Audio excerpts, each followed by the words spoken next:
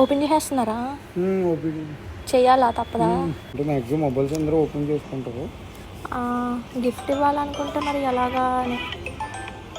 సరే నీట్గా తీస్తారా? మళ్ళీ అలాగే పెట్టండి. మేము మళ్ళీ అలాగే అన్బాక్స్ తీయాల్సింది ఏం కదండి, లోపల ఉందా తీయాలంటారు ఇది అనుకుంటా అండి. ఇచ్చారు కదా, తీసేస్తారా?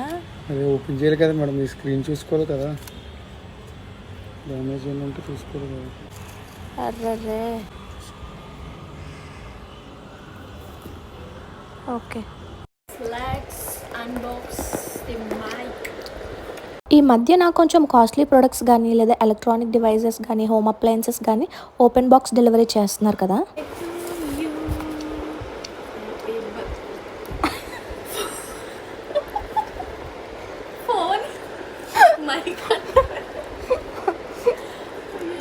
ఫోన్ ఇది నా ఫోనే. సర్ప్రైజ్! ఫోన్ వచ్చింది అప్పుడే, రేపు కదా రావాల్సింది. ఫోన్ అన్బాక్స్ చేయడం అనేది ఒక ఎమోషన్ కదా, అందుకే డెలివరీ పర్సన్ ఓపెన్ చేస్తానంటే నేను అలా రియాక్ట్ అయ్యాను. కానీ తప్పదు కదా. ఫోన్ కొనుక్కున్నది ఇదే, కానీ సర్ప్రైజ్ మాత్రం నేను చేశాను. అది ఎలా అంటారా? చెప్తాను. నా ఫోన్లో ఆర్డర్ చేశాము. సో డెలివరీ డేట్ నేను తప్పు చెప్పాను అనమాట. ఎల్లుండి వస్తుంది అలా ఎలా అని చెప్పేసి ఏదో అబద్ధాలు చెప్పేసి మైక్ ఏదో ఆర్డర్ పెట్టాను, అన్బాక్స్ చెయ్యి అని ఇచ్చాను అనమాట. అందుకనే దాని జెన్యున్ రియాక్షనే అది. సర్ప్రైజ్!